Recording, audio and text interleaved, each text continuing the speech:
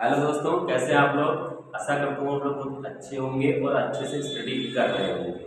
तो दोस्तों, आज की वीडियो में मैं आपको पढ़ाने वाला हूँ गणित कक्षा 10 प्रश्नावली 1.1 का छठवां और सातवां क्वेश्चन। छठवां और सातवां क्वेश्चन 5 क्वेश्चन तक हमने कंप्लीट कर दिया था। इस वीडियो में आपके पास है छठवां और सातवां क्वेश्चन सीखने का मौका। अगर आप इस छठवें और इस वीडियो को देख ले जाते हो तो छठा और सातवां क्वेश्चन आपको पूरी तरीके से कंप्लीटली समझ में आ जाएगा। तो let us start this video. Okay, तो इसमें कह रहा है व्याख्या कीजिए कि 7 गुणे 11 गुणे 13 प्लस 13 और गुणे 7 गुणे 6 गुणे 5 गुणे 4 गुणे 3 गुणे 2 और प्लस 5 भाज्य संख्याएं क्यों।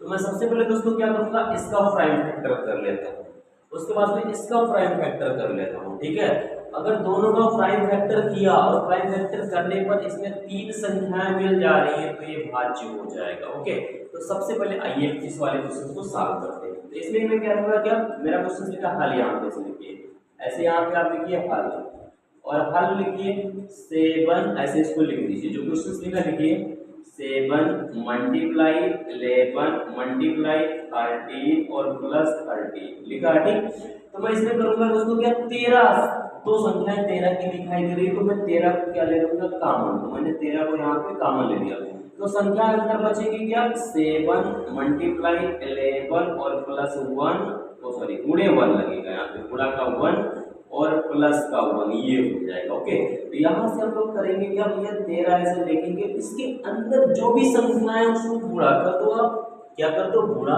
तो गुणा करने का मतलब क्या 11 से 77 एकदम 77 और प्लस 78 यानी कितना हो जाएगा, यहाँ पे 78 हो जाएगा।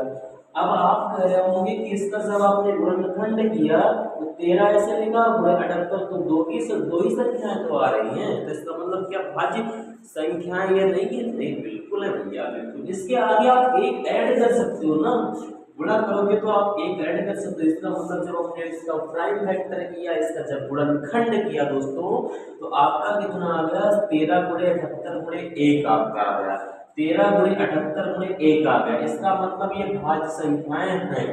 ये अतः आप लिख सकते नीचे कि 7 गुणे 11 गुणे 11 7 गुणे 11 प्लस गुणे 13 प्लस 13 ये भाज्य संख्याएं हो जाएगी।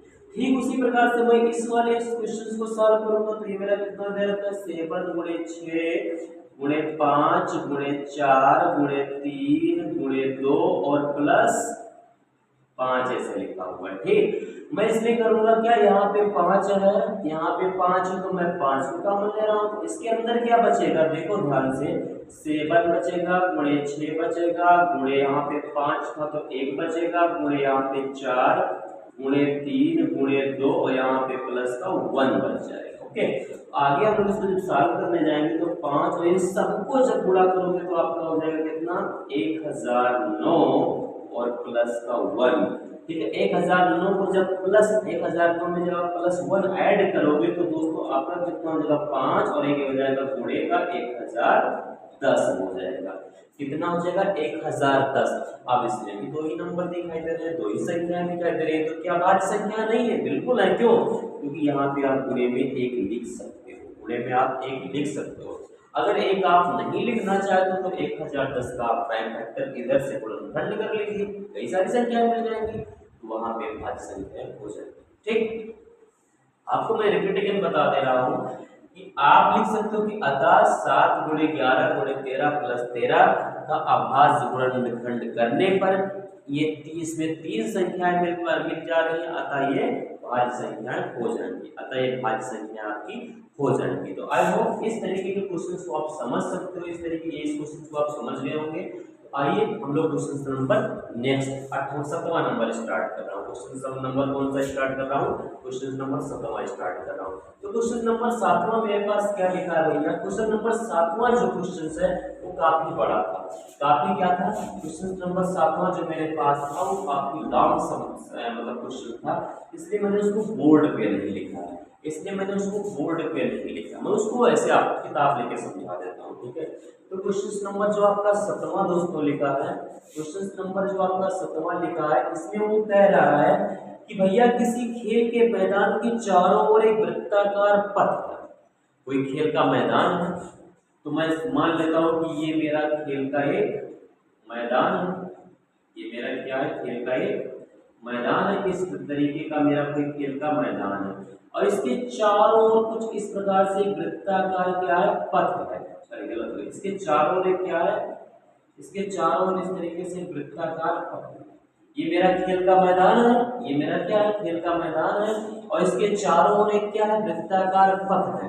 तो वो क्वेश्चन कह रहा है कि इस मैदान का चक्कर लगाने में सोनिया को 18 मिनट लगते हैं। तो एक लड़की है सोनिया, इस मैदान का जब वो चक्कर लगाती है तो उसको कितने टाइम लगता है भैया, 18 मिनट लग जाता है।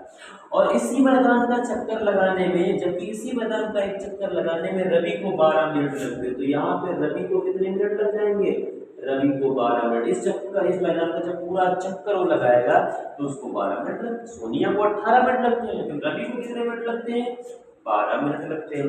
ठीक, कह रहा है कि मान लीजिए वे दोनों एक ही स्थान और एक ही समय पर चलना प्रारंभ करके एक ही दिशा में चलते हैं, तो कितने समय बाद पुनः प्रारंभिक स्थान पर मिलेंगे। तो चलिए इस क्वेश्चन को हल करते हैं। तो इस तरीके का क्वेश्चन कभी भी आपको मिले दोस्तों, तो आप क्या करोगे कि उसका तुरंत क्या निकाल लोगे, एलसीएम निकाल लोगे। तो मैं यहाँ पे करूंगा क्या, 18 और 12 का निकालूंगा एलसीएम। देखो एलसीएम निकालने के लिए आपको एचसीएफ निकालने की ज्यादा सख्त जरूरत है, तो मैं सबसे पहले क्या निकालूंगा, इसका एचसीएफ। तो पहले 18 का प्राइम फैक्टर कुछ इस प्रकार से करो, 9 दूनी 18, 3 त्रिका 9 और 3 एकम 3, ये मेरा क्या है भैया, 3 है। इसी तरीके से मैं 12 का करूंगा इस प्रकार से कुछ, 12 का तो 2 से काटो, 6 दूनी 12, 2 से भाग लगेगा 2 3 6, और यहाँ पे मेरा 3 एकम 3 हो जाएगा। ठीक, 3 एकम 3 हो जाएगा, कोई दिक्कत। तो भैया एचसीएफ कैसे निकलता है, देखो एचसीएफ मेरा कैसे निकलेगा, एचसीएफ निकालने के लिए देखो 2 इसमें भी है, 2 इसमें भी है, 3 इसमें भी है, 3 इसमें भी है। इसका मतलब 2 था तो 2 लिखा जाएगा, गुणे 3 था तो 3 लिखा जाएगा, और गुणे 1 खुद से लिख सकते हो। क्यों, क्योंकि अगर की कोई संख्या नहीं मैच कर रही तो 1 तो मैच कर ही रही है। ठीक, तो 1 इसमें भी है, 1 इसमें भी है, तो आपका एचसीएफ कितना हो जाएगा दोस्तों, एचसीएफ आपका हो जाएगा 6, 2 6 6 कम 6। अब आपको एलसीएम निकालना है, आपको क्या निकालना, एलसीएम। तो जो संख्याएं मिल गई उनको एक बार, जो संख्याएं मिल गई उनको एक बार, और जो नहीं मिली है उनको आप लिखते चले जाइए, वो लिख दीजिए। ठीक, तो ये संख्या मेरी मैच कर चुकी है तो इसको एक बार लिख दो ऐसे, ये भी मैच हो चुकी है तो इसको एक बार ऐसे लिख दो। यहाँ पे 3 नहीं मिला तो इसको भी लिखना पड़ेगा। अब 2 मिल गए, एक बार लिख दिया, फिर नहीं लिखेंगे तो मैं तो नहीं लिखा जाएगा। ये 2 नहीं मिला तो इसको लिखना पड़ेगा, और गुणे ये 3 मिल गया तो नहीं लिखेंगे। ठीक, बस ये रोक देंगे। तो इसका क्या हो जाएगा, 2 3 6, 2 3 6, 6 3 18 दूना 36, यानी 36 मिनट लग जाएगा। 36 मिनट लगेगा सोनिया और रवि को प्रारंभिक स्थान पर मिलने के लिए, 36 मिनट आपका लग जाएगा। तो इस तरीके से आपका 6वां और 7वां क्वेश्चन कंप्लीट हुआ। आई होप आप लोग समझ चुके होंगे किस तरीके से इस क्वेश्चन को हमने सॉल्व किया, और किस तरीके से आप बोर्ड एग्जाम में अच्छा मार्क्स ला सकते हो। तो मेरे अगर आप चैनल पे नए हो तो चैनल को सब्सक्राइब कर लीजिए, जिससे मैथमेटिक्स को आप समझ सको, क्लास 10 में एक अच्छा स्कोर कर सको, क्लास 10 में आप एक अच्छा स्कोर कर सको। और मैं आपके लिए नई अच्छी से अच्छी वीडियो लेके आया हूँ, सभी सब्जेक्ट को पढ़ाया जाएगा आपके सामने। ठीक, तो आज की वीडियो में इतना ही। Thanks for watching my video.